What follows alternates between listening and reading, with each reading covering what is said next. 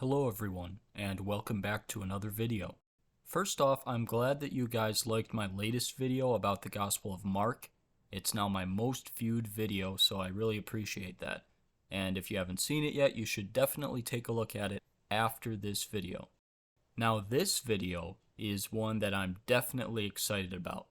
Today we will be looking at the top 10 most important artifacts, relics, and archaeological discoveries that are related to Jesus. This video will feature 10 through 6 on this ranking of top 10. I didn't want to make a video that was over an hour long, so my next video will be the top 5. But I just find this to be so fascinating, seeing what history can do to help us learn more about Jesus' life on earth.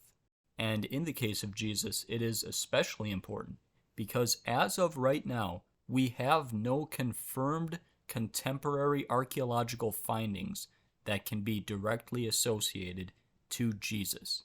Now, what would something like that look like? It might be the sign that was above Jesus' head while he was on the cross, or perhaps an inscription about Jesus written by Herod or someone like that. Now, of course, in saying that, it also must be noted that that should be expected for someone from the first century who is neither an emperor, nor a king, nor an important political leader. It does not change the historically certain fact that Jesus existed. We don't have contemporary archaeological evidence for many famous figures throughout history. However, given the fact that Jesus is the most influential person in all history, it makes sense that we would want to know as much as we can and get as close as we possibly can through archaeology. So that's why I felt this could be a really good, useful video. Of course, this will be partially my opinion, but what I'm looking at here are several factors. First, the quality of the artifact. Do we know where it comes from? Are we sure it can be dated back to the first century, to the time of Jesus? These are great starting points, of course. But also, what's the specific connection to Jesus? There's a lot of things we can loosely connect to Jesus. For example, he taught on the shores of the Sea of Galilee in Capernaum. But we don't know exactly where, of course, so I wouldn't include something like the shores of the Sea of Galilee in Capernaum.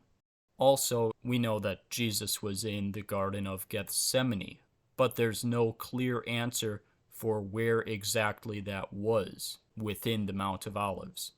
So we know Jesus was somewhere in the Mount of Olives, and there are some proposed locations for where the Garden of Gethsemane might have been, but there is no definitive answer. So I'm really looking at historicity and the specific connection to Christ. With all that in mind, let's get right into my top 10. So starting off at number 10, we have the Delphi inscription, also known as the Gallio inscription. Now, as you might be able to tell from the name, the inscription was found in Delphi, Greece, and it actually is several pieces of one inscription. The inscription was made by Claudius, a 1st century emperor of Rome. We can pretty safely date this inscription to the year 52 AD. We can do this because of Claudius mentioning that he was invested with tribunician power for the 12th time, acclaimed imperator for the 26th time, and this allows us to specifically date the inscription.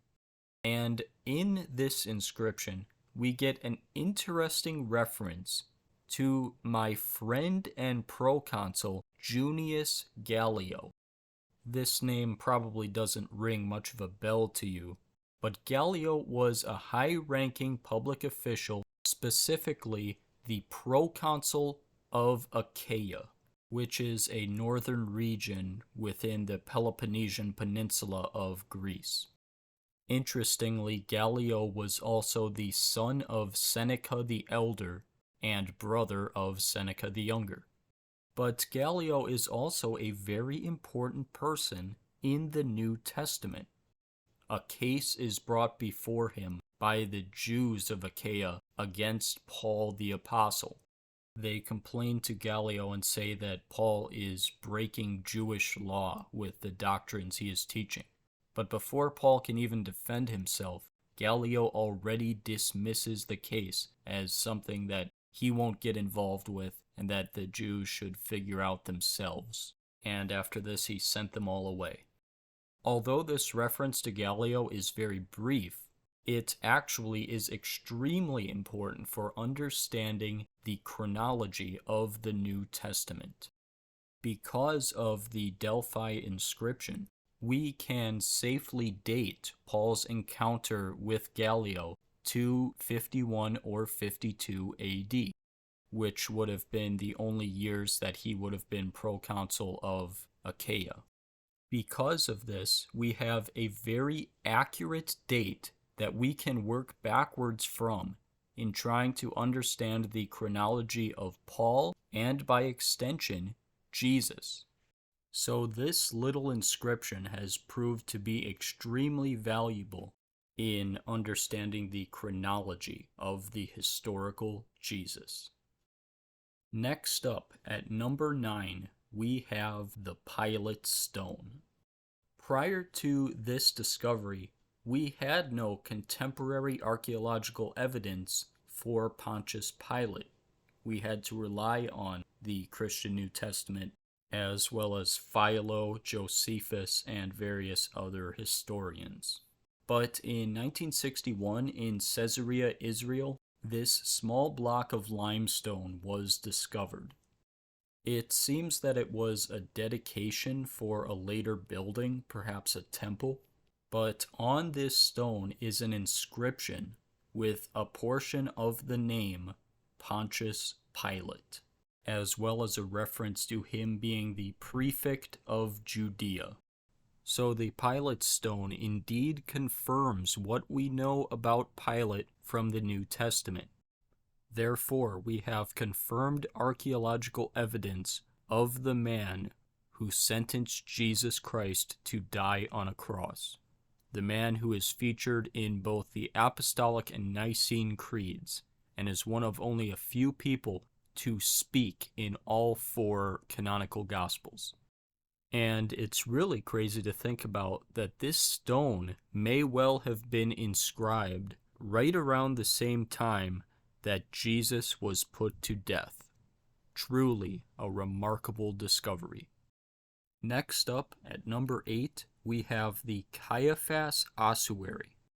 The Caiaphas ossuary was discovered very recently, only in 1990, in South Jerusalem. It is a highly decorated ossuary. An ossuary, by the way, is a bone box. These were used in ancient times to hold the bones of the deceased after their flesh had decomposed. But so this highly decorated bone box is inscribed with the words Joseph, son of Caiaphas, and it contains several bones, including the bones of a 60-year-old man. Based on both the name on the ossuary and the bones, some suggest this may have been the ossuary of Caiaphas the high priest, who, as Josephus tells us, was named Joseph, son of Caiaphas, but also known simply as Caiaphas. This Caiaphas was the high priest in Jerusalem at the time of Jesus and played a central role in Jesus' passion. He was the one who tore his robes when Jesus said before him that he was the Son of God. And he's also the one who said in the Gospel of John that it was better for the one man Jesus to die rather than the entire nation. So we might have found the very bone box where that same Caiaphas was ultimately interred. I should note that the first 2 examples I gave are really unquestioned historically. Basically, all archaeologists agree that the first 2 are legitimate. This one, there is a bit of controversy. Some scholars have challenged whether or not this was actually the ossuary of Caiaphas, primarily on the grounds that the ossuary doesn't say that Caiaphas was high priest, among other reasons. Nevertheless, we can confirm that the ossuary is from the 1st century, and it is consistent with Second Temple Judaism burial practice. The only real question is whether or not this is the same Caiaphas. But given the highly ornate nature of the ossuary, as well as the fact that in the 1st century in Jerusalem there were probably only so many people named Joseph, son of Caiaphas, running around, I believe there is good reason to think this really was the bone box of Caiaphas the high priest. But even if it isn't, we actually have another ossuary that is probably authentic and associated with Caiaphas. This one is the ossuary of Miriam, and it has an inscription that reads, Miriam, daughter of Yeshua, son of Caiaphas. And then it goes on to discuss that Caiaphas was a priest, and it mentions the specific priestly group that he was from. Unlike the ossuary of Caiaphas himself, which has scholars divided, the Miriam ossuary seems to be more unanimously agreed to be legitimate. It was confirmed to be legitimate by the Israel Antiquities Authority in 2011. So we have probably at least one, if not two, 1st century artifacts relating to Caiaphas the high priest, the man who played a crucial role in sentencing the Son of God to death. Next up at number 7, we have the Second Temple warning sign, which was discovered in 1871 in Jerusalem. Now, for those of you who need a little bit of background information, the Second Temple followed Solomon's Temple, the First Temple, which was built by order of Solomon and was used for several hundred years before the Babylonian exile and the siege of Jerusalem when it was destroyed. However, after King Cyrus allowed the Israelites to return, they built a second temple in the year 516 BC, and it stood for nearly 600 years until it was destroyed in 70 AD by the Romans. The temple was completely destroyed, yet several remnants do remain. For example, we have the Magdala stone, which is an image of the Second Temple. We also found the quarry that was used to build on to the Second Temple during the Herodian expansions.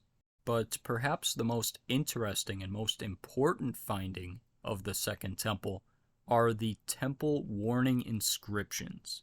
And we've actually found 2 of these, one that is complete and another that is partial. These warning inscriptions were probably added on during the Herodian expansions towards the end of the 1st century BC. And in Greek, the inscription reads, "No stranger is to enter within the balustrade round the temple and enclosure. Whoever is caught will be himself responsible for his ensuing death." This very inscription was mentioned by Josephus, and he records almost the exact same words that I just read. Now, this one is so fascinating to me because I had always assumed that the temple had been completely obliterated with not a trace remaining, and yet we have this warning inscription, which was hanging in that very temple where Jesus was. It was that same temple where Jesus was circumcised and officially named. It was that temple where Jesus was found by his parents as a 12-year-old boy. It was that temple that Jesus cleansed very shortly before his crucifixion. And right after Jesus' ascension into heaven, that was where his disciples went, worshiping and praising God. It is remarkable to think that a piece of that building still remains with us. And the Lord Jesus himself probably looked at that very sign. Truly an incredible archaeological discovery. And the final one for this video, we have at number 6, Jacob's Well. It is located near Balata village in the West Bank, and a church has been built over it. This well, as the name suggests, has long been associated with the biblical patriarch Jacob. The Hebrew Bible actually never explicitly says that Jacob built a well. However, in Genesis 33, it is said that he had an encampment near Shechem, and it certainly would make sense for him to build a well there. But the real significance of Jacob's well comes from the Gospel of John, chapter 4, because Jesus sat at that well.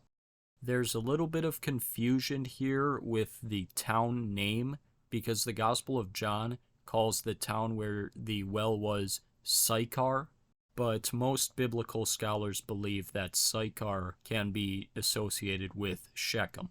And as the Gospel of John goes on to say, Jesus was tired from his journey. He sat at the well. A woman came to draw water, a Samaritan woman specifically, and Jesus engaged her in conversation, talking about living water, and ultimately he declared to her that he is the Messiah. And after some initial hesitation, the woman believed in Jesus. Christians have long considered this well in what is now Balata village to have been the very well where Jesus was.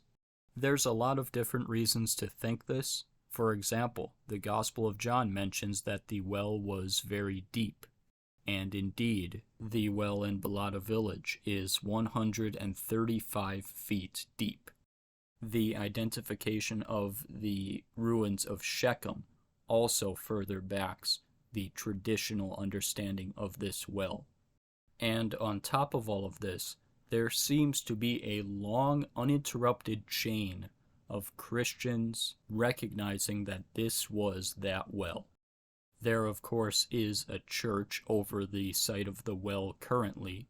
Before that, there was a Crusader church. Before that, there was another church.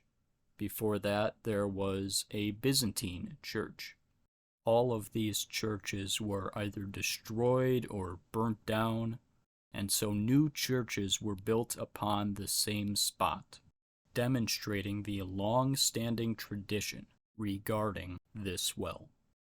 The well is even mentioned way back in the 330s AD in the travelogue of a pilgrim from France. This has been a very ancient belief, and scholarship and archaeology seems to back up this traditional understanding. So this well is a very special place. We can be about as sure that Jesus was here as we can about any place we know of in the entire world. Alright, so that concludes part 1 of this 2-part series. I hope that you enjoyed this video and that you learned something new about Christ and about the historical context of his life on earth. And I hope that you check out part 2, which I will be posting shortly, where I go over the top 5 most important artifacts relating to Jesus Christ. But for now, I thank you and I hope you have a very blessed day.